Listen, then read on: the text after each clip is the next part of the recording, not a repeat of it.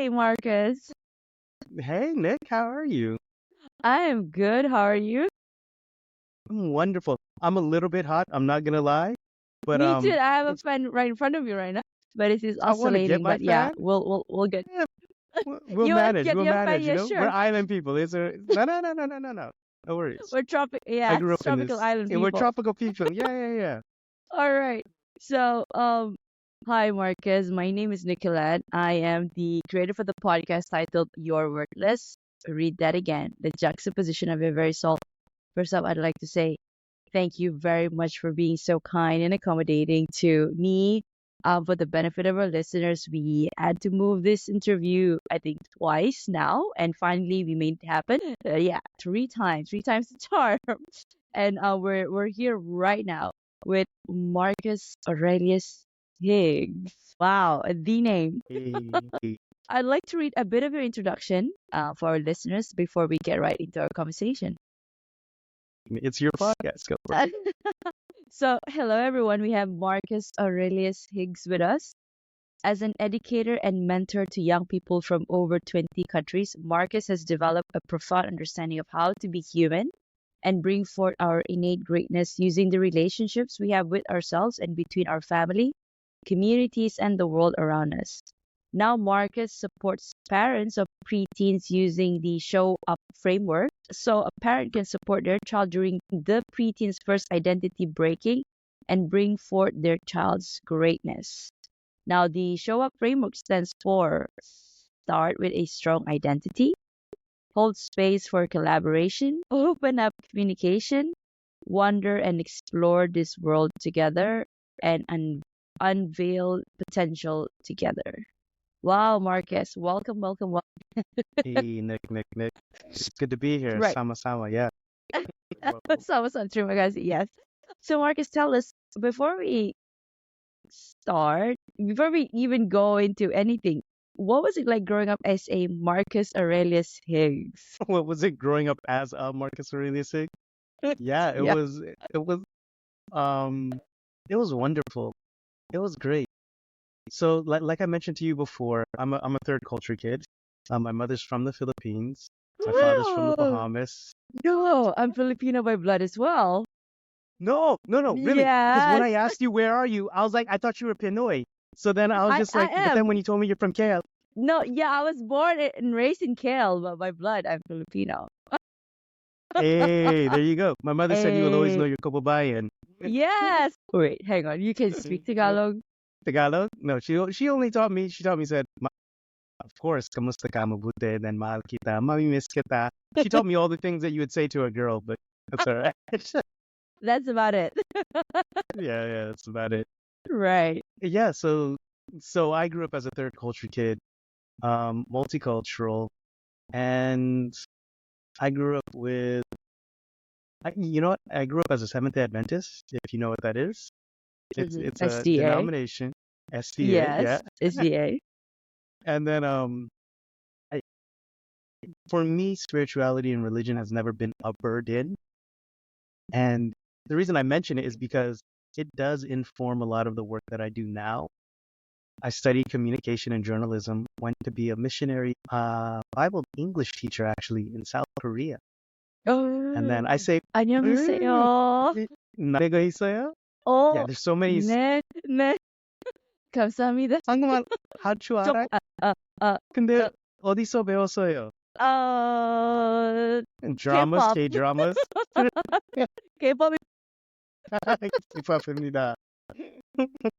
particularly BTS. Aish. That's all right. That's all right. Okay, I can Um, sense some disagreement there, but I mean, yeah, no, you know what? No, it's me and K-pop. I'm not against anything. I'm not right. against anything. Like, do you, boo? I fully support you in all of your expression. Like, that's But all good. thank you. You the The- uh, I'd say my I would say my spiritual or my worldview expanded. And while I don't identify as a Christian, no animosity towards the church. oh yeah, I of didn't course. want to teach. I didn't want to teach what I don't believe, and so then, but I continue teaching. went on to Korea, Thailand, Saudi Arabia. Do you speak Arabic also? Oh, No. wait, hang on. Halas.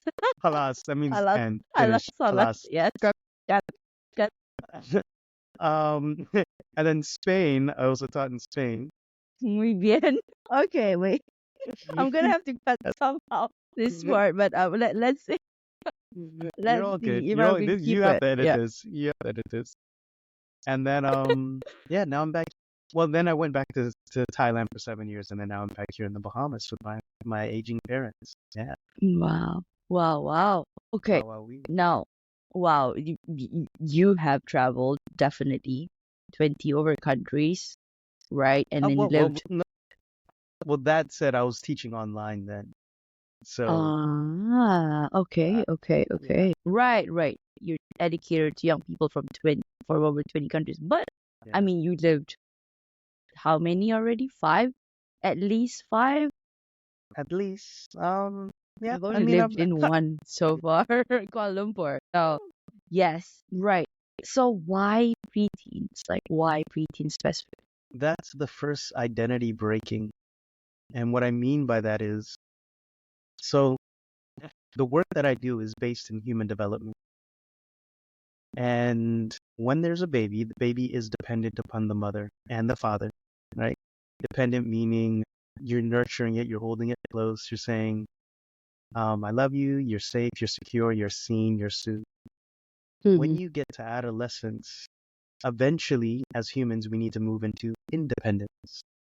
And then there's a maternal energy that pushes you away, that says That's you're right. safe, you're seen, you're secure. It says all the same things, but it says you have to do At this a distance. independently, right? Because I need you.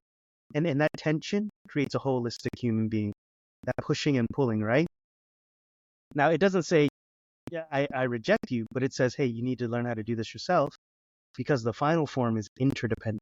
Um, our brain even works like this. Our brain separates mitosis, our cells in our bodies, and then it comes back together to organize. And it says, I promise to take care of me to be in service to you if you promise to take care of you to be in service to me. And that's what a healthy community is. So naturally, there has to be a breaking away from your parents. And since this is the first breaking, a lot of kids don't know how to manage it. They put up a wall of ice, I call it. ICE. There's an identity breaking. Then there's a collaborative mistrust. They don't know who to trust when this happens because their whole world is black and white, right? Mm. Everything that their parents says was gospel or it's a truth. But then when they start to get other worldviews or understandings of the world, they look at their parents and they're like, what you're saying is not right. But they don't know what nuance is yet. Yeah. Nuance comes at 18. Um, Skepticism comes around 12 years old. And then E is emotional mismanagement. They're having big emotions because there are big expectations upon them, and they don't know how to manage how they're feeling. They don't know how to communicate because they're expected to be adults. When it's like, no, no, no, no, you're figuring yourself out right now. So why preteens? If you learn how to communicate with them at this age and you learn how to walk with them in their thoughts, help them process their thoughts. Angela Duckworth says every kid, all you need is one psychologically wise adult in your life. If you can have that, it can change your whole outlook on life, your whole trajectory of life. So Mr. Rogers said if you want to help the kids, support the parents, and that's what I do. Very briefly explain. Thank you, Yeah. Marcus. And You asked why do you do what you do? Yeah, that's why. Yeah. yeah, exactly.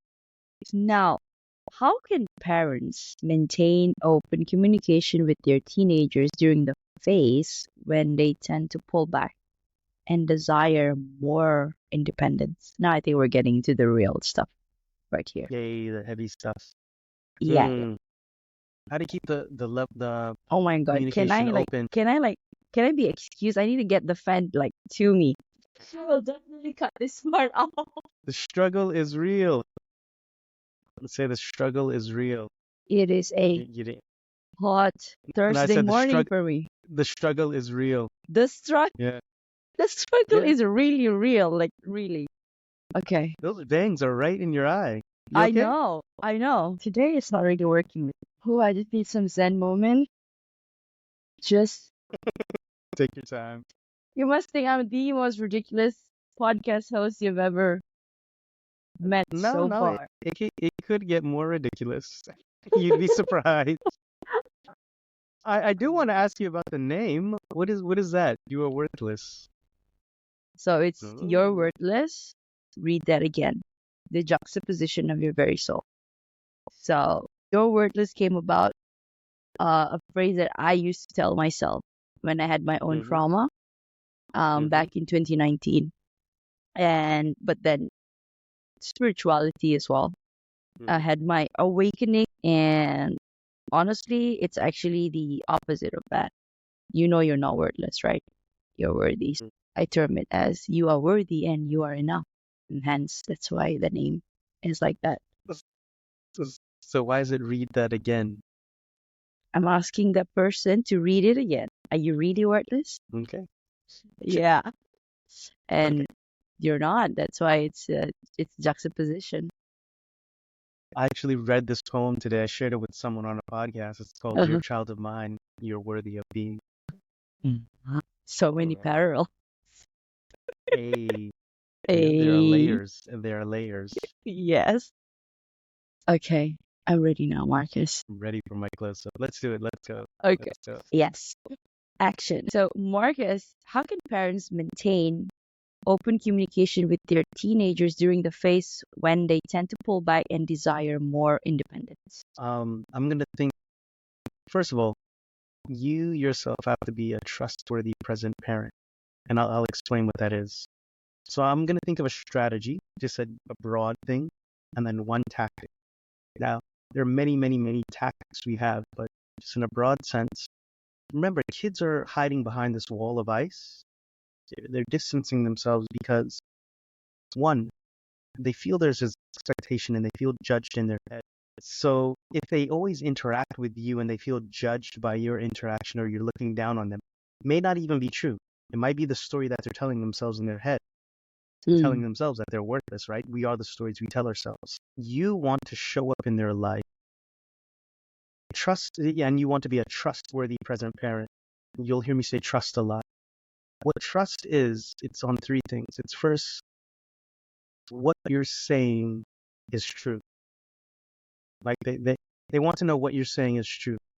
Yeah. Oftentimes, kids remember, like I said, there's mistrust of collaboration or collaborative mistrust because they don't know who to trust, right? Mm-hmm. But trust is based on three things. What you're saying is true. The second one is it makes sense in their head. So it has to make sense in their head. And the third thing is they have to know that you're there for their well-being, that you care, basically.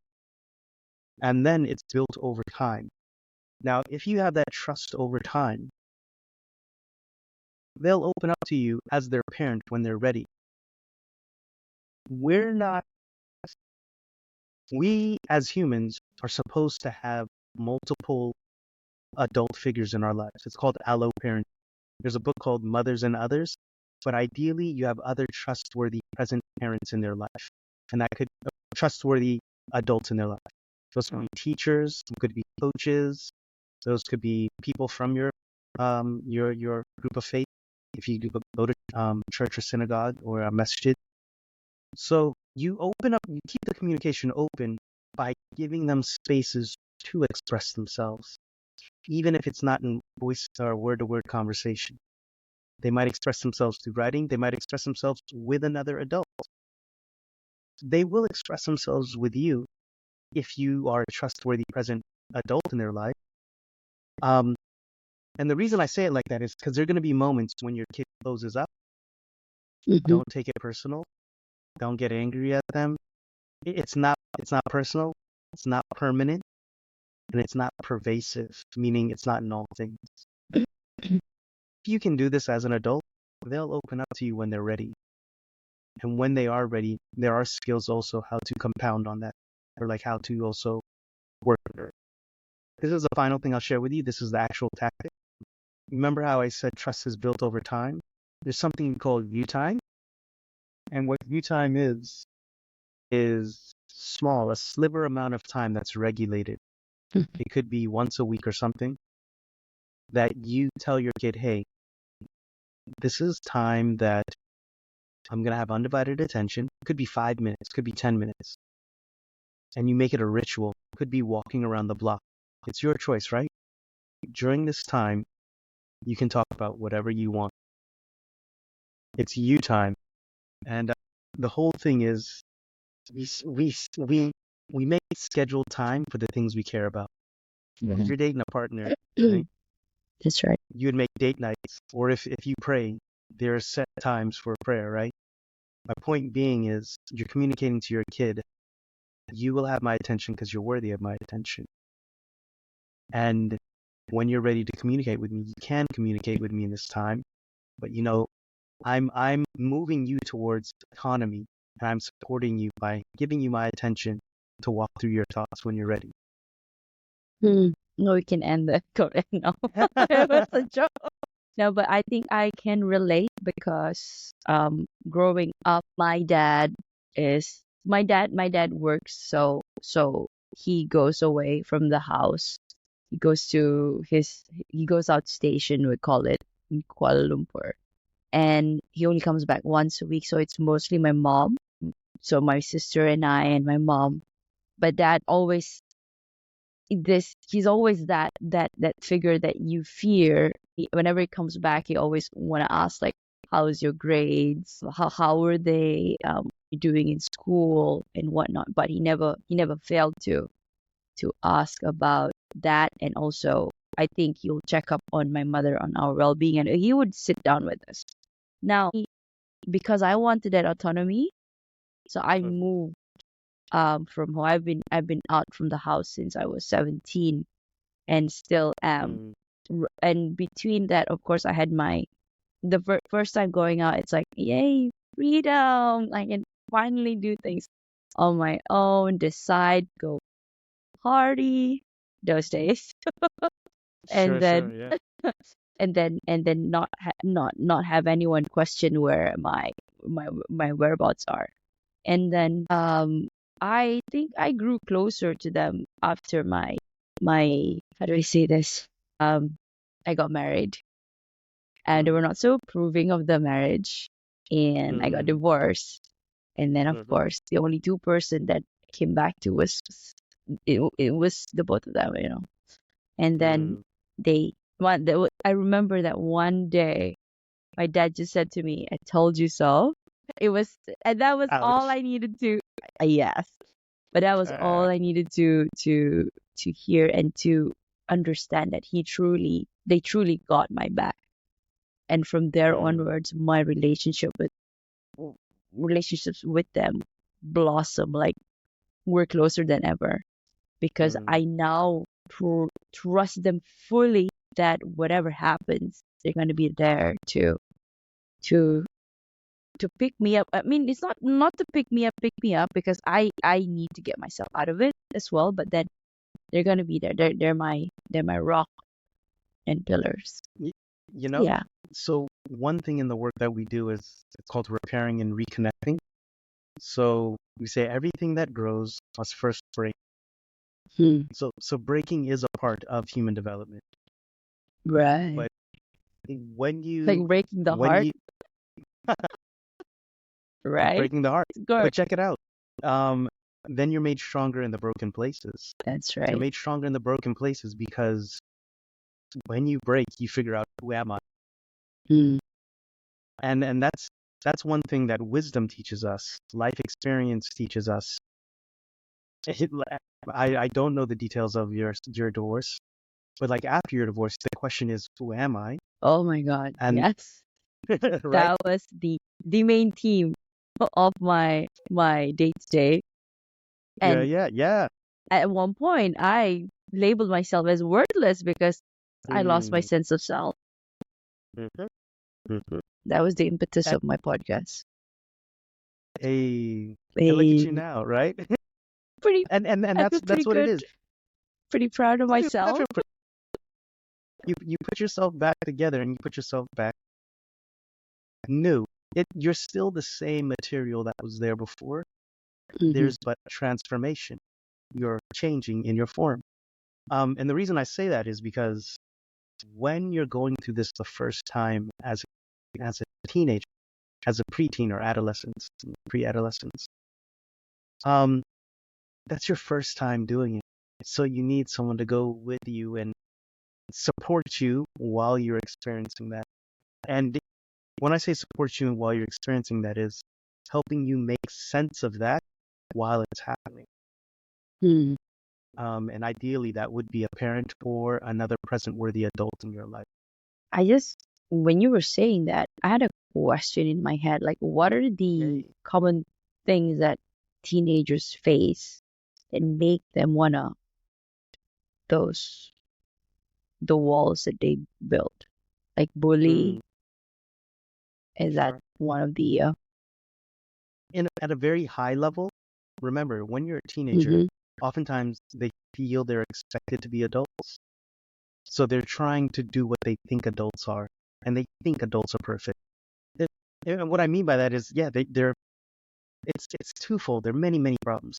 So if they think there's an expectation for them to be mature, they think adults are perfect, they're flawless, and they have it all together. So they're trying to do that, but then they know they're not doing that. They know they're falling short. So Right. then they feel insecure. I'm just like, so then that's why they shrink up. And that's why Mm. there's a lack of confidence there. Mm. Another thing is that kids move towards your expectations. So if they feel, oftentimes society, unfortunately, calls teenagers immature, right? Or they speak negatively of them. But think about it. We don't call a baby an immature toddler, or you don't call a Yeah. toddler an immature child. Rather, this the teenager or an adolescent is characteristic of trying new things, of failing, of Yeah, being awkward. failing. Yeah. And when you make space for that and when you're gracious towards that while still helping them express themselves, oftentimes we want to shut down what they're doing, but helping them express themselves uniquely in their virtues and values, and that's the work that I do, the show framework. That's where you're pulling them from behind that wall. Yeah. Mm. Hey, I was letting that marinate for a while. Mm. How can parents foster resilience and self-esteem in their preteens as they navigate the challenges of growing up and self-discovery? Yeah. So resilience, I love words. I'm a former English teacher, so you know. But Oh my God. resilience is, oh, and Please she covered her excuse mouth and my whatever, please whatever. excuse my grammar. No, you got to show up. Like we're having this conversation. Come on, come on. I'm happy to be here. Thank you. So, Thank you. so, the point I was gonna make is what saltar comes from the Latin. Re means again. Saltar means to jump, right? So it means to jump back or to bounce back. The way you teach a person resilience is, first of all, you model it when you make mistakes. When you make mistakes, you do three things. You say, hey, this is what I did, and this is not the type of person I want to be. Again, it's identity. The second one is you make it right. And then after you make it right, you say, this is what I promise going forward. Again, we're mending the broken places. We're repairing and reconnecting after we make a rupture. Now, what that teaches our kids is you can bounce back. You teach them resilience. And especially if you're teaching them that from a place of their identity, they can know, oh yeah, it's in my identity that I've seen mom and dad bounce back. And I know that they will, Mm. not that they will allow me, but it's possible to bounce back in this world. They will start to trust themselves in filling those spaces. So, and that is why you said at the adolescent need that figure in their life that they can model, right? So whenever they fall short of the expectations that were placed upon them, but then when they see their parents also failing, but will they be cognizant of that they are failing and it's okay for me to fail as well, or it's gonna disrupt the whole thinking that my parents are not what they say they are and they're not doing what I thing that they're supposed to do, but they're asking me to do that thing. Oh, disconnect and So what I think I'll answer what I think I'm hearing you say. Mhm, When I say repair and reconnections, if you yourself are falling short from your own expectations of what you want to be in your own mhm, identity, mhm. you get to choose that, first of all.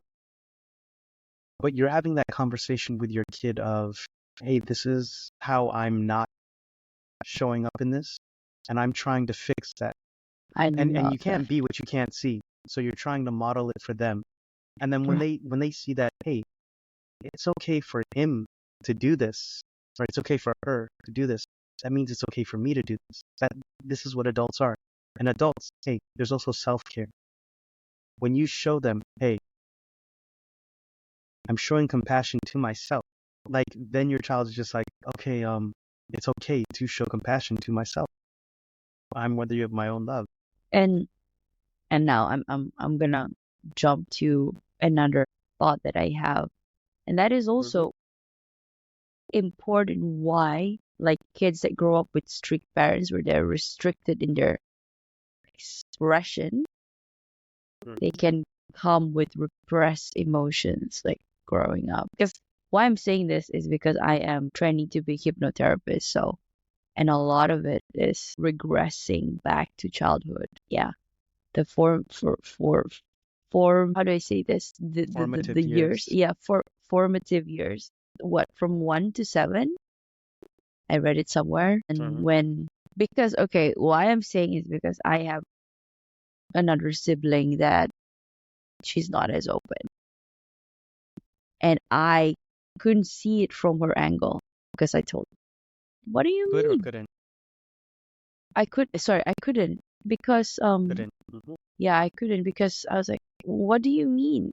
I'm I think they're okay. You just have to speak up.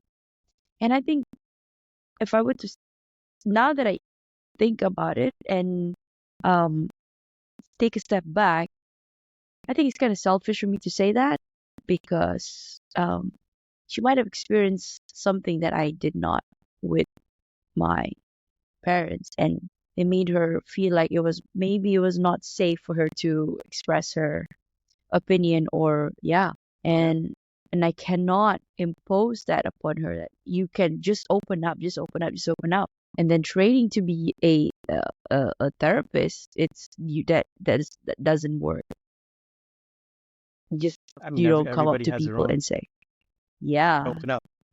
yeah, Yeah. I mean, open up. Easy for you to say. Like, I just don't want her to be harboring resentment towards me. Like, yeah, Mm. because you know, you're the Yeah, eldest, and everybody has their lived experience, yeah. and actually, one aspect of parenting or being with people is to actually make sure they feel seen. And when I say make sure they feel seen is the reason they have emotions. Emotions do 5 things, and one of them is it's informing us about our own well-being and how we're showing up in the world as we're moving towards our desires and goals. When we have funky emotions, oftentimes the world is not in alignment of what we think. And when there's another person on the outside, or even on the inside if you're doing inner family work, but when there's another person or another entity that can see you and say, I get it, I understand, it makes you feel as if you're not alone and that there's Hmm. actually support for this experience. So that goes a long way. And ideally we can do that as parents so that the kid can learn to self-reflect and see themselves and soothe themselves. Hmm. I like that. The kid to self reflect and soothe themselves. Yeah, that's what introspection is, to look inside. Yeah, that's right. And I didn't understand that until I'm an adult. That's all right. We're all on a journey, and there are points on the journey that some people get to later on. There are points that I've yet to get to. Mhm. But then when you realize that everybody is on their own journey, you're a bit more gracious. Yeah. Right. Thank you, Marcus. So, what strategies can parents use to gain insights into their teenagers' emerging authentic self, which they often reserve for their friends? First of all, you can drive the car to the soccer matches and you can listen while they're talking. Attend their recitals. Well, no, I'm saying be like, I say drive the car, but then be the in the U.S. It's called like the person who drives everyone Yeah. everywhere. Because like the Oh, kids will be talking in the back seat, and right, while they're right, talking, right. you just sit there, just shut up, and just listen. Okay, okay, that's what you mean. Okay. But the point I was gonna make is it's active listening, right? Oftentimes we think that peers have a stronger influence when if you do it correctly, you have a head start against all social media, all other influencers. And if you lay the seeds before all the other stuff sets in, you will always have an anchor with your kid. So ideally, that's what you want to do. Now, how do you have them open up when with things that they usually open up with their friends? First of all, know that you're not always gonna see all of them. When I Mm, say you're not always gonna see, that's life. I mean, mm. there are parts of my friends don't see all of me. Sometimes even we don't see all of us.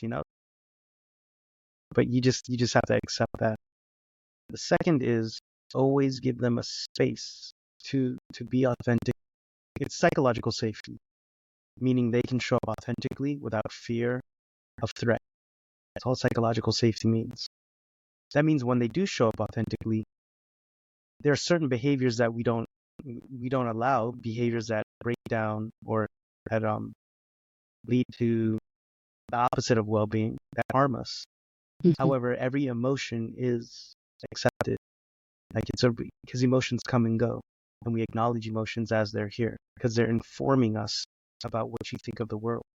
But you don't want to shut down the kid because as you shut them down, um, they'll stop expressing. So that's why it's very important for the kid to have a safe space for her to open up, for him or her to open up. Mm. And that safe space could be another trustworthy present parent in their life, or another trustworthy present adult. It could be the page. It could be if they have a prayer life. Like, give your child options for spaces to open up. And when I say give them options, you can model those options, and you could also speak with them about, hey, it seems as though you're going through something. Never assume, because we really don't know until somebody opens up. But Mm. you could, again, if you're giving them tactics, strategies, and ways in which to process what's happening in their head, you're communicating that you care. And you're not just throwing up your hands and saying, oh, there's a problem with you, but rather, hey, I'm actively working with you to help you solve this problem, and I'm going to support you through it. Like, you have to do the work, and you model doing the work with yourself, and you're also reaching out to them. Well, thank you, Marcus. It's been a pleasure. When does the typical teenage withdrawal cross the line? Now, I have fewer questions for you. Really? Oh, Okay. yes, yes, I have fewer questions. Like I just whenever somebody says something that I like to take a moment and thank them because sometimes I don't see it from that point of view. So Sure, truly, sure, thank you. sure. When does a typical teenage withdrawal cross the line into an isolating disconnection that may signal deeper issues? And what are the signs parents should watch out for? Um, so kids are gonna isolate. That's that's a thing that does happen, yeah, while they're processing their thoughts, we say. It's when they isolate from friends at school or Mm. friends in all other social circles. It's when they start to pull away from society that we start to get concerned. Um, especially if they are only on their devices. So ideally, there is some sense of community outside of the devices. Ideally, they're connecting with people. So, It's late for uh, you. We're yeah, gonna yeah. wrap this up. No, it's all right. Ideally, they're connecting with people outside of their devices, but it's when they start to isolate away from school friends, away from the community, and away from you. You have to check in to stay to get professional help. And, yeah. get a counselor or a therapist to talk to them.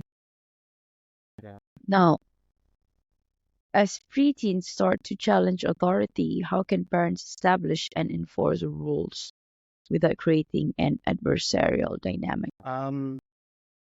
This comes down to collaborative problem solving again. So first of all, we have to understand why preteens are challenging the rules. You've ever been on a roller coaster and you know that bar they put down on you? Mm-hmm. Like you ever see someone shake it because they want to make sure that it's safe, Yeah, that it hasn't. yeah. That's what a lot of teenagers do when they're navigating. When I say collaborative mistrust, they're trying to see, can I trust this adult? So like they're shaking them, they're trying to rattle them. That might be one reason why there's pushback, right? Mm, Um, the way you do it without creating all that drama is by collaborative problem solving. You're getting their point of view, their perspective, and you're inviting them into the conversation of working towards a solution. What that looks like is starts off by active listening, by saying, well, first of all, you don't want to attack. When I say attack them, just pop it on them. You say, hey, I want to speak with you at this time, at this place about something I've seen. Or you could use it during you time if they allow you to, right? So that they know they can prepare for it.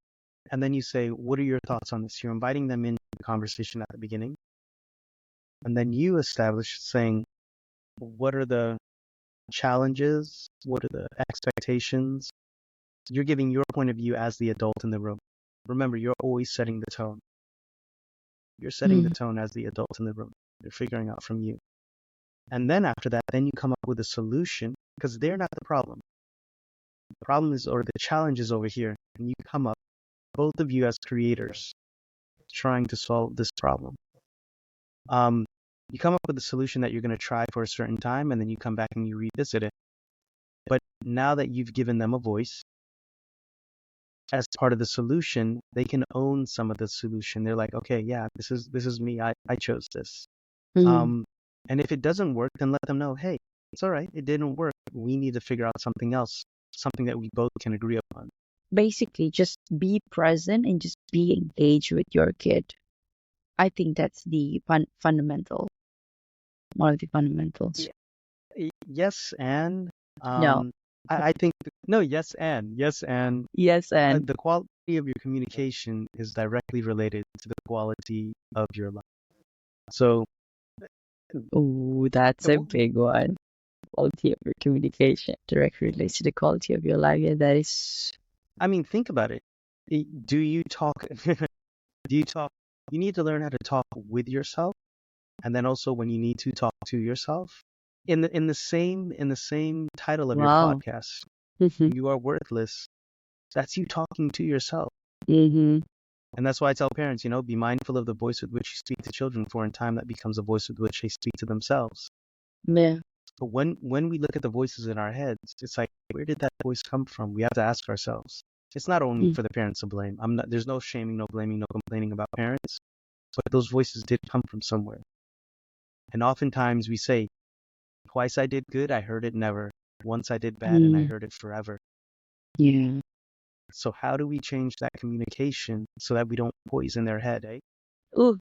Okay. Wow. You should have your. Are you sure you're not a podcast host as well yourself? I'm thinking of it. Actually, when I You leave here now, should. Yeah. I think you should. yeah, yeah, Yeah. Well, you guys heard it here yeah. first on Your Worthless Yay. podcast. Right. So, Marcus, what is next for you? This is what's next for me. This is my next step. When I say this, it's the startup framework, trying to find some Mm-hmm. case studies to actually put it into action. I work with parents for 6 months. First of all, we go through the training. After we Mm-hmm. go through the training, then there's coaching calls by which we connect and helping to instill, like we said, that empowering voice to bring forth their child's greatness. So that is what's next for me. That is what I'm doing. Because, like I said, this is a message for humanity. This is not just a message for one particular person or group. There will always be preteens with us. And there will always be, we all live in the biggest room.